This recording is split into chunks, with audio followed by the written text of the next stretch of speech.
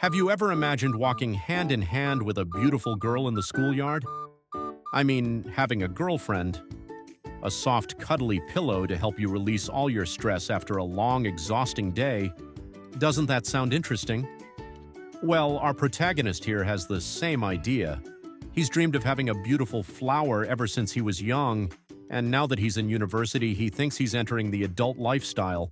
Nights out at bars, hanging out with groups of girls, friends. And of course, having the girlfriend he's always wanted. While he hasn't done the first two things yet, he does have a so-called girlfriend. A sweet junior who's always nice to him, smiles at him, and is the closest girl to him. And here she comes, walking toward him, smiling brightly, her smile practically turning the air around her into a field of flowers. She stands in front of him and after a greeting asks if he's going to the club room. When he confirms, she replies, "Since you're going, then I'll go too." It's a clear flirt, and the poor guy blushes so much that you'd think he was ready to start a family and settle down right there. But sorry folks, let's get back to the story. The protagonist recalls their first meeting. At him, and with a beauty that made up about 90% of her charm, the other 10% was her adorable, soft leg. Yes, you heard that right. He was instantly smitten. It was love at first sight. Fast forward to a later time when he's lost in a dream. His two friends wake him up, but instead of encouraging him, they tell him to give up on her. "She's practically the most kind-hearted, graceful, and amazing girl in our class. How could you even get a chance with her?" they pityingly say. But they forget one thing. He's the main character of this story. There's no way he's losing. Later, after some time has passed, our boy is about to go home when he opens the door, and bam, there she is, his crush. He's so shocked that he bumps his foot on the door and falls in a perfect 180-degree somersault, a world record-worthy tumble. And in that split second, he accidentally touches, well, let's say a sensitive area of her body. Naturally, he's embarrassed and quickly retreats, pretending nothing happened. Now, hold up. Here's the crucial moment. Instead of getting angry, the girl forgives him, saying, "It's okay because you're the one who touched me." This implies, yep, you guessed it, she's into him too. With newfound courage, he plans to confess his feelings. But when the moment comes, he chickens out and runs away, leaving her sitting there with a blackened expression. Our protagonist soon realizes he missed a perfect chance and starts regretting it. He heads into his club, but to his surprise, someone is still there. Could it be her? Yes, it's his crush. But what's she talking about?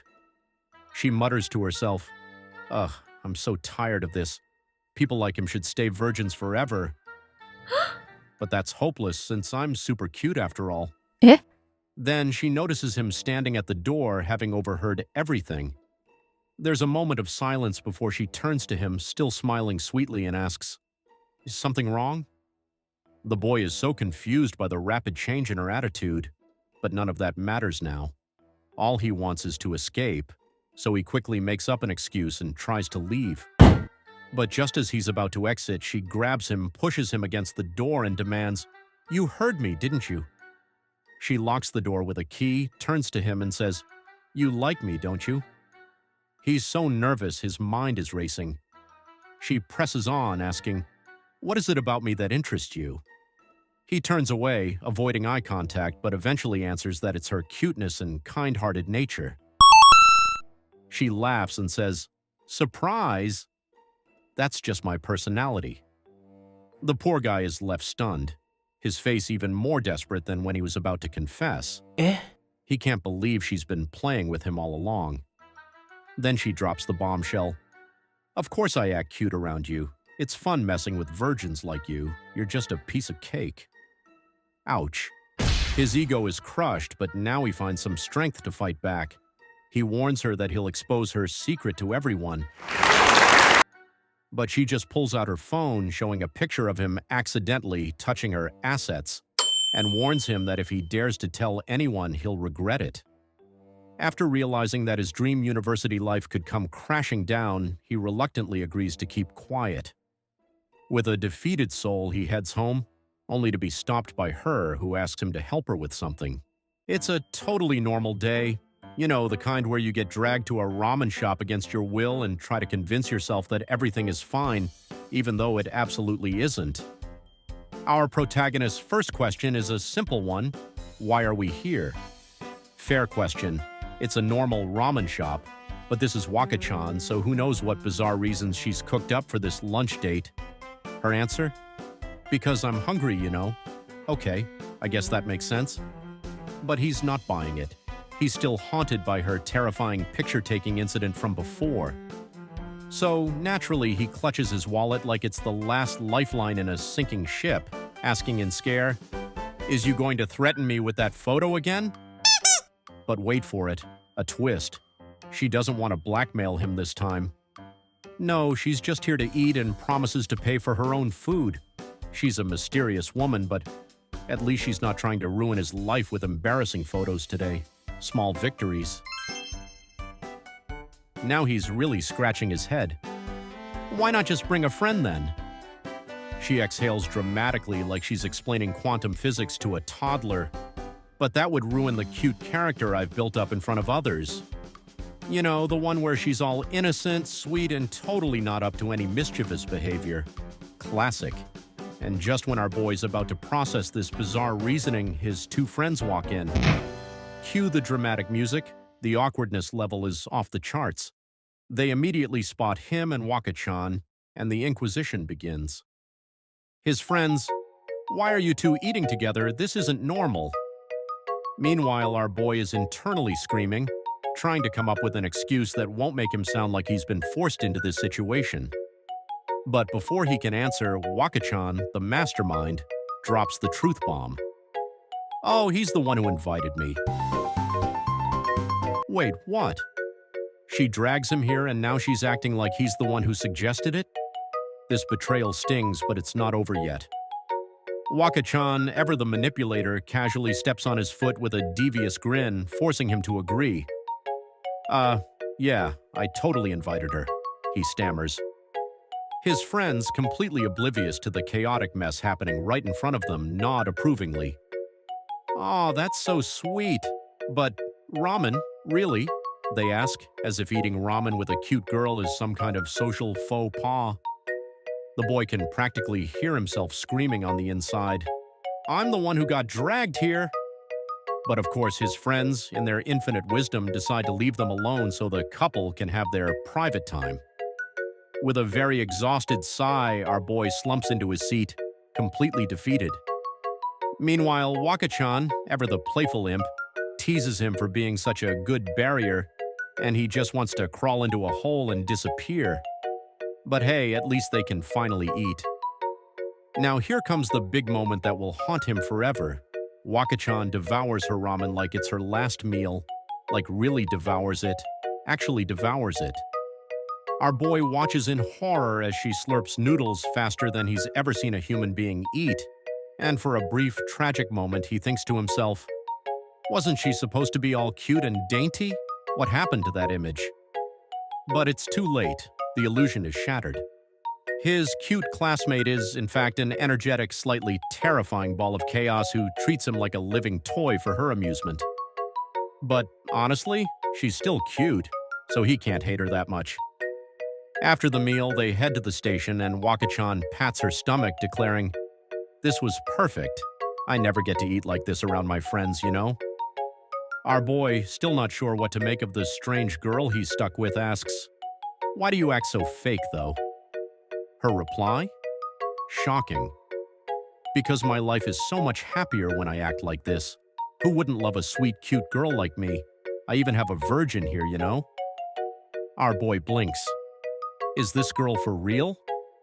He can't help but ask, "Are you really happy being like this?" She sighs dramatically and says, "You must be so disappointed in me, huh?" And our boy, for the first time in this mess of a date, is honest. "Yeah, I am, but it's a lot easier to talk to you now that I know who you really are." A rare moment of sincerity between them? Probably not, but at least he's not freaking out every second anymore. Progress. They part ways, but waka-chan, when she's finally alone, can't help but smile to herself, blushing at the thought of his words, her phone already out, pulling up that mysterious picture of him from high school. What's that about? The next day, our protagonist is still recovering from the shock of the previous day's events. You know, finding. So, the guy she bumps into turns out to be the club president, who's just returned from a trip to Vietnam.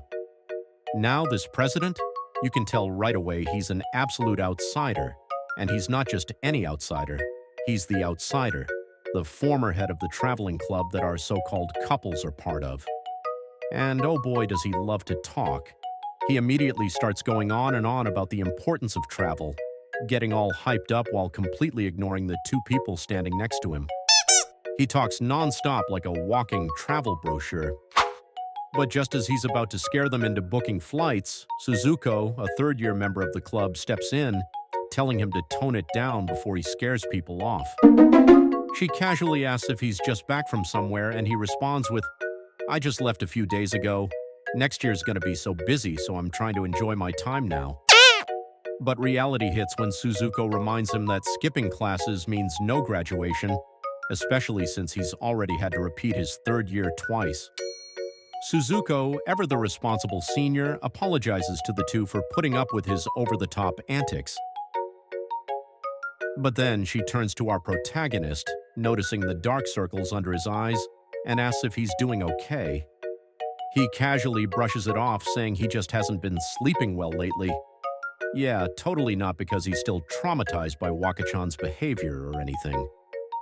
Suzuko's clearly concerned, so she gets closer and asks again if he's really okay.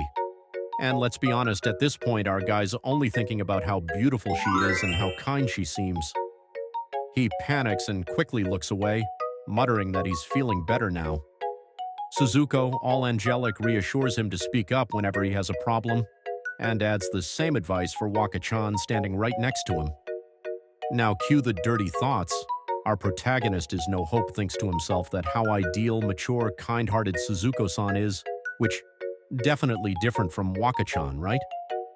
Well, waka-chan picks up on his thoughts and teases him, asking if it's too hard for a virgin to talk to with a beauty lady or if he's already fallen for her. "No, what are you talking about?" he yells, flustered. Then he quickly changes the subject, telling her to go because there's the third class remain, making her really mad, but can't do anything. Just then, the president finally remembers to announce the club's plans for the next day, a picnic at a cherry garden. Cut to our waka-chan adorable little cherry-eating moment.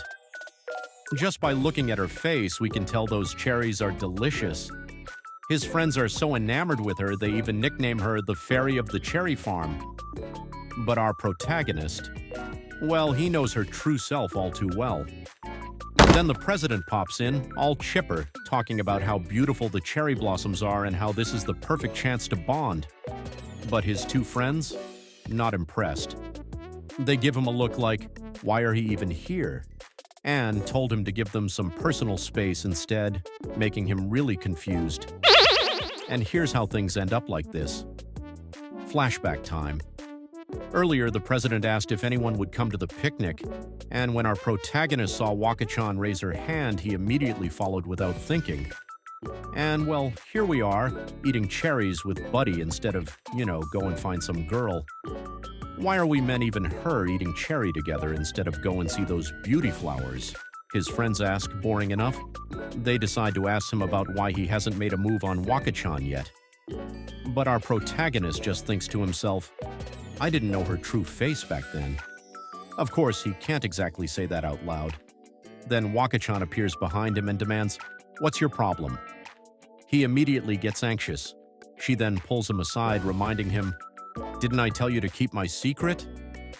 He panics, thinking she's going to expose him, and she's like, "Don't mess up my perfect image." He tries to lighten the mood, asking, "Are you some kind of noble?" To which she pulls out her phone and threatens to share a certain picture of him. Now our guy's completely on edge. "I'm sorry, I'll be careful next time," he stammers. Satisfied with the response, waka-chan turns back to her cherry picking, eating cherries like they're the best thing she's ever tasted. She then turns to him asking, "Are you going to eat or just stare at my face?" Naturally, he grabs a cherry, but just as he's about to pick it, Waka-chan hands him one instead, even prepare to feed him one, only to pull it away and pop it in her own mouth. The audacity. He's furious. But then he has a moment of clarity and tells her, "If you want to tease someone, go do it with my friends. They're probably more your type. I know your true side, so why not go after someone who doesn't?" Eh? Waka-chan looks away, clearly flustered, and reluctantly agrees to go tease his two friends instead. And finally, Suzuko enters the scene, approaching him from behind and asking if he's having fun. He's shocked, but manages to say he's glad it's such a sunny day. As she stands next to him, he mentally freaks out because, well, she's just so mature, kind, shiny, fluffy, all the things he secretly dreams of. But then, Suzuko whispers in his ear, "You forgot to zip up your pants." Cue panic. He quickly zips up, mortified. And Suzuko, totally unfazed, she climbs a ladder to pick cherries from the top of the tree, casually explaining how the top ones get the most sunlight and are the best to eat. She eats it with such grace, leaving our protagonist utterly smitten. She even gives him one, and he can't help but compare her to Waka-chan, night and day. Meanwhile, from a distance, Waka-chan watches this little interaction and, yeah, she's definitely not happy. Now it's our end. Thank you for watching. Don't forget to like, subscribe, and give a comment below to show how you feel about this manga. Feel free to talk without any limit, because I really want to know how my dear audience feel about my favorite manga. And the only thing that I want to say is that, please just this time get married already.